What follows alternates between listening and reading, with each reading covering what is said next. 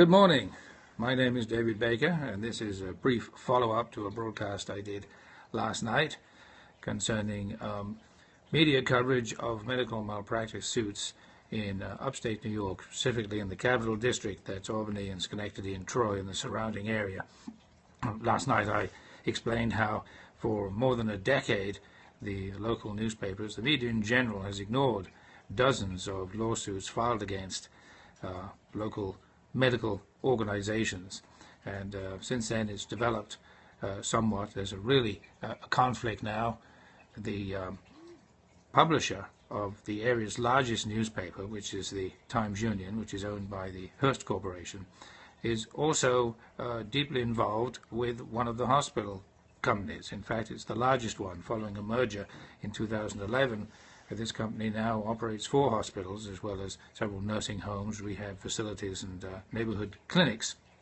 So there's a clear conflict here, which is made very clear by a publication that was put out last year when a new section of one of the hospitals was dedicated. It was opened after it had been completed, and they had a name for it.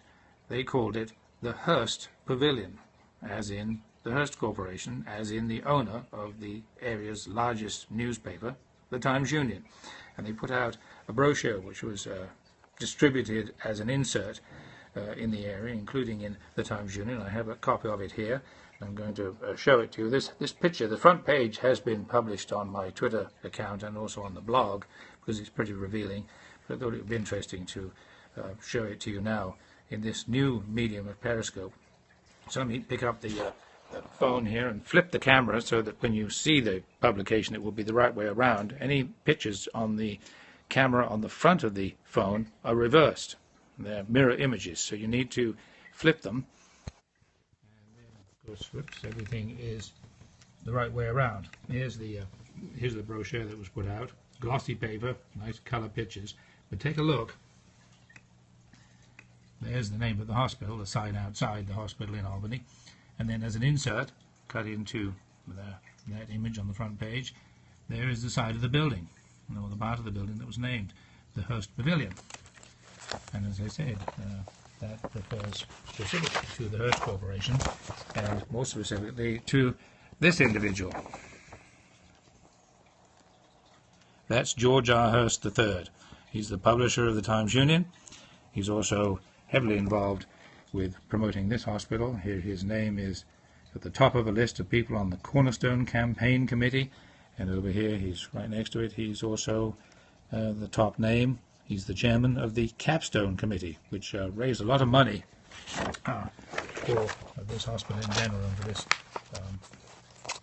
for this edition in particular. One other thing of interest in this publication, this is inside, and it's full of pictures. So I know this is not very easy to look at. This publication is kind of wide and doesn't fit in very well. But here on one page, they talk about the technology that is being used in the hospital, which is supposed to be not only current but ready for the future. And in doing that, they have an article about it. They also have a quote at the bottom of the page, which extols the virtues of it and how forward-looking they are. What interested me when I saw the quote was the name at the bottom of it, the person who is quoted. He's, you see his name there, Nilo, and I assume that's how you pronounce it, Nilo Edwards. He's Chief of Cardiac and Vascular Services, and I'm assuming this is his picture, though I don't know that because there's nothing underneath it. There's no caption underneath that says so, but you can't read his nameplate there on the front of his coat. But I think that might be him, but it might not be. But certainly this quote is attributed to him. Now, what caught my attention when I saw that, the name was familiar, and after a few seconds I realized why, is because a couple of years ago, maybe last year, I had written a story about one of the many lawsuits filed against this organization, and he was named as a defendant.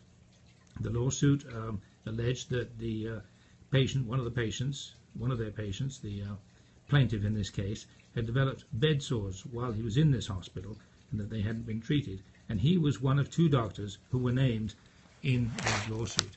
I thought it rather strange that they would have chosen to have a quote from somebody who was being named in a current active lawsuit against the hospital. That back over, and avoid putting my hand in front of the lens. A little hard. This is an iPhone I'm doing this on, and it's a little hard to handle it being so small. Well, that's it. Just a brief update of what is happening, what I plan to do when I obtain details of more lawsuits. I'll do another broadcast and describe the allegations, and they are just allegations, although it should be said that a large number of these lawsuits eventually are settled. It usually takes quite a while, a couple of years, because the hospitals and their lawyers put up a big fight and do everything they can to obstruct getting to the point of, well, what happened here? That's really what the lawsuit is all about. What happened, and if something went wrong, who was to blame? And they do everything they can to obstruct that, which you would think if the evidence showed that they weren't wrong, they would be happy to show that instead of obstructing it. And I have stories that show just how they obstruct that. The blog is answersforlisa.blogspot.com.